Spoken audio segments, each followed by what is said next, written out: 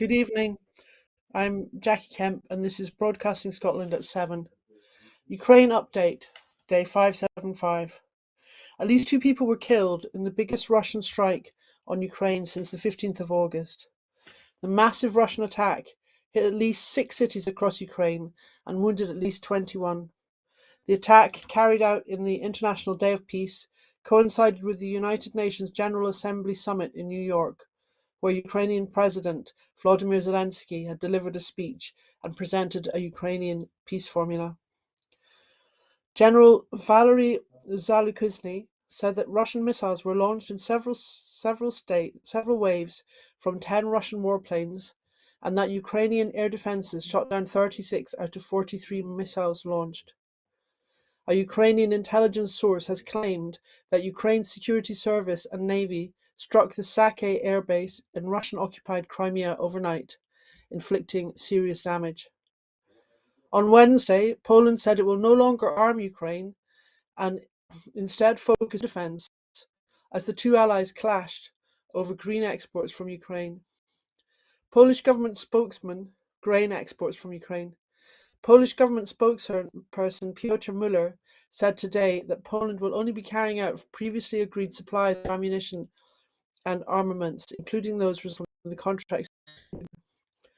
Slovakia and Ukraine's agricultural ministers have agreed to set up a licensing system for trading in grains, which would allow exports of 4 Ukrainian commodities to Slovakia to be lifted. The system is set up. In a phone call with his counterpart from Poland, the Ukrainian agricultural minister agreed to work out a solution to the trade dispute that is in the interest of both countries. President Zelensky addressed the UN Security Council on Wednesday. He said there had been 574 days of pain, loss and struggle since Russia's invasion of his country, and peoples and governments had lost confidence in the UN's ability and willingness to defend sovereign borders. He said that the UN, in effect, called for the UN General Assembly to be given powers to overcome the calling it a necessary step.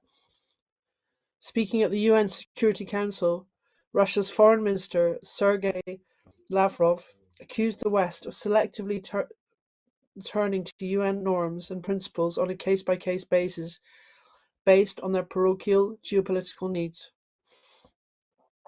Iran's President Ebrahim Raisi, in a lengthy speech to the UN General Assembly, accused the US of fanning the flames of violence in Ukraine, prompting protests from Israel's representatives to the UN. Belgium is considering whether to supply its F-16 fighter jets to Ukraine, Prime Minister Alexander De Croo said at the sidelines of the UN General Assembly. Russia has deliberately and repeatedly targeted medical facilities in the Ukrainian city of Kherson, causing damage to children's hospitals, maternity wards, and a registered clinic and a regional clinic, according to new analysis. On Wednesday, Brazil's President Luiz Inácio Lula da Silva met with President Zelensky for more than an hour, discussing ways to achieve a peaceful end to the war in Ukraine. 5 Bulgarians in the UK have been charged with spying for Russia. 5 Bulgarians living in the Ukraine have been charged by the Crown Prosecution Service, accused of being engaged in a conspiracy to spy for Russia in August 2020 and February this year. The 3 men and 2 women, aged between 29 and 45, are, the CPS said, accused of conspiring to collect information intended to be directly or indirectly useful to an enemy. Orlin Rusev, 40, from Great Yarmouth, Bizar Dambasov, 41, Katrin Ivanova, 31, both from Harrow, West London, will now appear at Westminster Magistrates Court on the 26th of September for a hearing. They will be joined by Ivan Stoyanov, 21, from Greenford, West London, and Vanya Gabarova, 29, from Churchway, North West London. All 5 have been charged with offences contrary to Section 1 of the Criminal Law Act 1977. 3. Rusev, Zambazov, and Ivanova were previously charged with possession of false identity documents with improper intention in February, news of which emerged in August. Prosecution for espionage in the UK are very rare, with cases of spying by foreign nationals often dealt with through expulsions. However, relations between the UK and Russia have deteriorated sharply following Moscow's decision to launch the unprovoked invasion of Ukraine in February last year. There have been a number of high-profile Russian plots in recent years, including the murder in 2006 of the Russian dissident Alexander Litvinenko and the attempt in 2018 of the Russian defector Sergei Skripal. The prosecutions follow an investigation into Police's Counter-Terrorism Command, which is also responsible for investigating espionage and hostile state activity. Nick Price, the head of the CPS's Special Crime and Counter-Terrorism Division, said, Orlin Rusev, 45, Bizar Dzambazov, 41, Katrin Ivanovna, Ivan Stoyanov, and Vanya Gabarova will be charged with conspiring to collect information intended to be directly or indirectly useful to an enemy for a purpose prejudicial to the safety and interest of the state between the 30th of August 2020 and February the 8th, 2023. The Bank of England keeps interest rates at 5.25%. The Bank of England has kept interest rates on hold for the first time in almost 2 years in a knife-edge decision underscoring the risks to the UK economy, leaving borrowing costs at 5.25% and warning that rates will remain high to tackle inflation. In a critical week for the economy, the bank's Monetary Committee voted by a narrow majority to halt the cycle of rate hikes, 14 consecutive rises since the end of 2021, after figures on Wednesday showed a surprise fall in inflation in August. Exposing a split within the bank's most senior ranks, 4 members of the MPC, including the outgoing Deputy Governor, John Cunliffe, were outvoted in pushing for a quarter-point rise. Cunliffe joined 3 of the independent economists on the 9-strong panel, advocating for tougher action to bring inflation back to more sustainable levels. The bank's governor, Andrew Bailey, who voted for a hold, said, Inflation has fallen a lot in recent months, and we think it will continue to do so. The pound was down 0.7%, or nearly a cent, against the dollar after the decision was announced at $1.2226, its lowest since March. The bank said it now expected gross domestic product to rise only slightly in the third quarter. Underlying growth in Commenting, the SNP's economy spokesperson Drew Henry MP said, With every day that passes, ordinary Scottish households are dealt more blows to their finances as a result of the UK government's Brexit and scandalous economic mismanagement. Whether it's mortgages soaring, rising inflation, energy bills and now interest rates, the cost of Westminster rule has become an unaffordable burden for Scottish households. Neither the Tories or Labour, both wedded to the catastrophic Brexit and austerity policies that have caused this mess, offer any solution for the financial woes of millions of people. Rupert Murdoch stepping down as chair of Fox and News Corp. Rupert Murdoch is stepping down as chair of Fox and News Corp, ending a 7-decade run as one of the world's most transformative and controversial media moguls. In a note to staff first reported in the Murdoch-controlled Wall Street Journal, he wrote, For my entire professional life, I have been engaged daily with news and ideas, and that will not change. But the time for me to take on different roles. Murdoch, 92, will become chairman emeritus of the 2 corporations, the company said in a release. Lachlan Murdoch, Murdoch's eldest son, now seems to be his successor. In the note, Murdoch called Lachlan a passionate, principled leader who can take companies into the future. The Fox founder's decision comes 5 months after his news network paid $787.5 million to settle a defamation suit brought by voting equipment company Dominion. Dominion charged that Fox had knowingly broadcast false and outlandish allegations that it was involved in a plot to steal the 2020 election. Fox still faces a $2.7 billion defamation suit filed by Smartmatic, a global election technology company that also alleges Fox allowed its journalists to broadcast falsehoods about its involvement in the 2020 election. Campaigners say the delay to net zero targets will lead to higher income tenants. Campaigners have warned that low-income tenants will face higher energy bills as a result of the UK government's decision to scrap plans to force private landlords in England to upgrade their properties to make them more energy efficient. The requirement for landlords to meet stricter energy efficiency standards, put out for consultation by the UK government 2 years ago, was dropped by the Prime Minister Rishi Sunak on Wednesday when he announced the scrapping or delay of green measures he said imposed a direct cost on consumers. Analysts and campaigners said the plans would not help most low-income families, especially private renters struggling with the cost of living crisis. One estimate had put the cost in higher energy bills to private renters of just a 2-year delay in energy efficiency targets at $1 billion. Scrapping higher energy efficiency standards in private rented homes was expected to have the most on low-income households. According to the 2021 census, there were 5 million households renting privately in England and Wales alone, with this over the last 2 years, up from 1 million in 2001. Minimum energy efficiency regulations in the private rented sector in England have been in place since 2018, but in 2021 the UK government proposed stricter standards in new tenancies from 2025 and in all tenancies from 2028, with landlords who fail to upgrade their properties facing fines. These have now been scrapped. About 2.4 million private rented properties do not meet these scrapped stricter standards.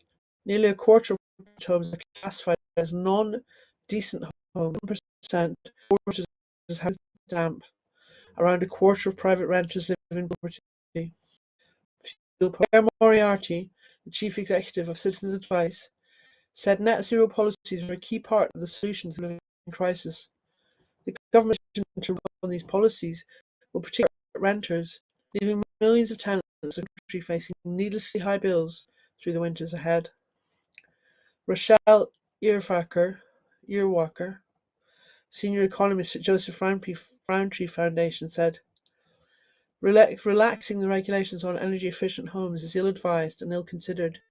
Tenants who have seen their energy prices skyrocket in the past year and are watching the Renters Reform Bill be further delayed may think the Prime Minister is more concerned about the landlord's pocket above all. Simon Francis, coordinator of the End Fuel Poverty, said changes to the energy efficiency of private rented homes would lead to higher bills for tenants. People living in cold and damp homes will be aghast that Rishi Sunak is playing politics with measures which would have helped keep winter. US car makers will have to meet electric car sales targets by UK car makers will have to meet electric car sales targets despite return. Car makers in the UK will still be mandated to sell electric vehicles from the 1st of January or face fines, despite Rishi Sunak's U-turn on banning new petrol and diesel vehicles, under plans expected to be confirmed by ministers this week. Manufacturers are calling for clarity and support, as the decision to press ahead with a mandate on car sales appears to clash with plans outlined on Wednesday by Rishi Sunak, who said he would push back the date by which consumers will have to buy electric vehicles by 5 years to 2035. More than 20% of each manufacturer's new car sold in 2024 must be zero emissions, to face fines of £15 per vehicle, under targets proposed in the UK government consultation. UK ministers may decide to dilute the requirement, but industry leaders have been told plans for some level of sales targets are expected to be confirmed this week. The U-turn on 2030 has angered and perplexed much of the industry, which has been working towards into electric, but now faces further uncertainty over investment and a delay that could suppress demand for several years. Ford criticised the change and warned it would undermine the move to electric, although Jaguar Land Rover said the move was pragmatic and brought the UK in line with other countries. Mike Hawes, the chief executive of the Society of Motor Manufacturers and Traders, said the industry's commitment to the new car and van market remains unchanged, but he added encouragement to buy more than ever and called for a package of attractive incentives and measures to accelerate charging infrastructure and give customers the confidence to switch. The SMMT had warned this week that the end of incentives such as grants for electric cars for private buyers was undermining market demand, with the growth in EVs as a share of all new car vehicles in the UK slowing to about 16%, while most sales were to corporate buyers only. Details of the mandate remain unclear despite the start date, with the UK government yet to respond to its public consultation proposals, which closed in May. A response could come by the end of the week, according to industry sources. Under current plans, EVs must be at least 22% in 2024, rising to 80% by 2030, and would be 100% by 2030, when sales of hybrid cars would also be prohibited. Manufacturers have called for loopholes in the system, including trading quotas or buying credits to allow more leverage firms in the transition. Rishi Sunak has vowed to press ahead with watering down key green measures, despite intent, because he still believes that the UK will hit its net zero target by 2050.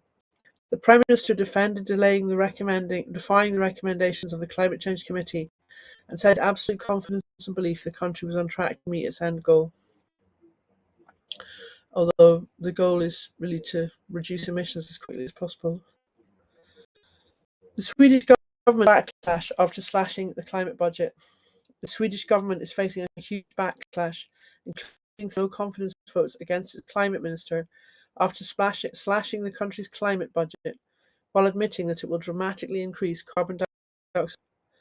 The minority-run coalition, which has been in power for just under a year, announced on Wednesday it would be cutting funding for climate and environmental measures next year by 259 million krona, £90 million, and introduce cuts on petrol and diesel.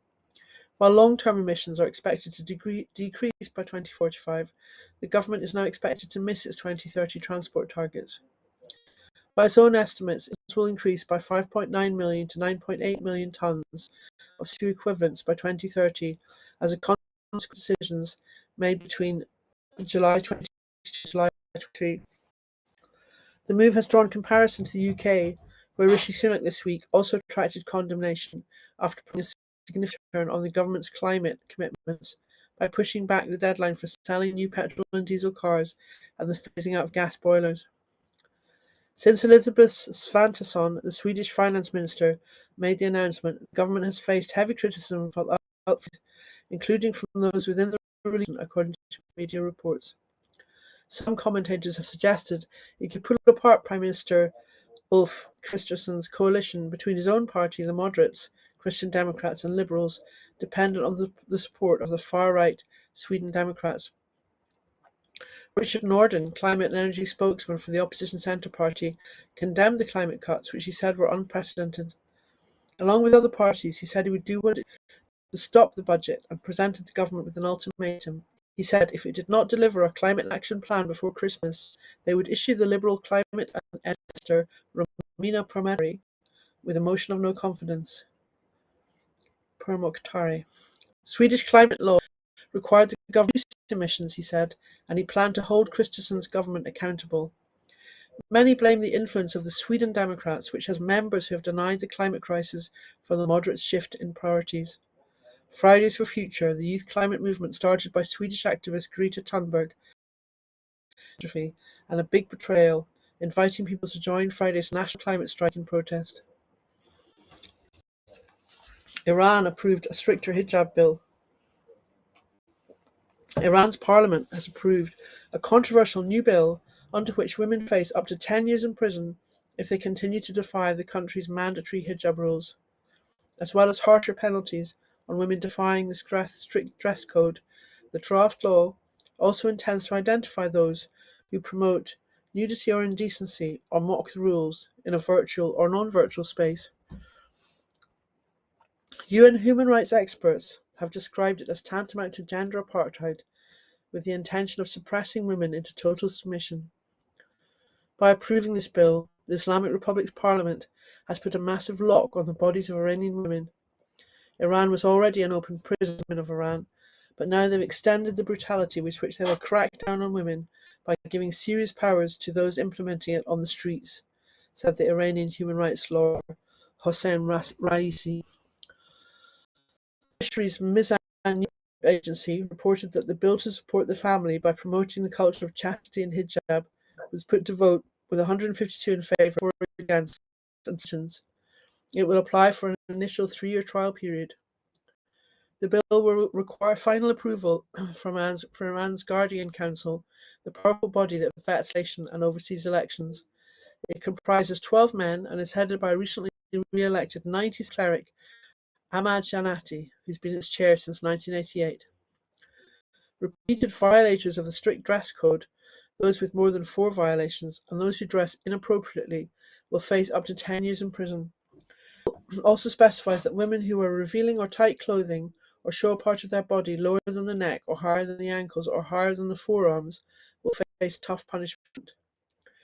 The approval of the hijab bill comes 4 days after the first anniversary of the death in custody of Masa Amini, 22, who'd been detained for allegedly wearing the Islamic scarf incorrectly.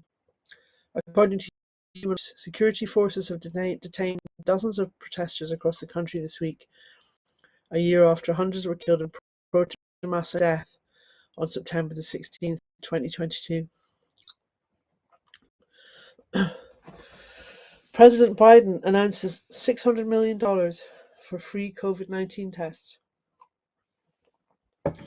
The Biden administration announced on Wednesday that it will provide $600 million in funding to produce new at-home COVID-19 tests and is restarting the website, which allows Americans to order up to 4 free tests per household, aiming to prevent possible shortages during a rise in coronavirus cases that typically come during the colder months.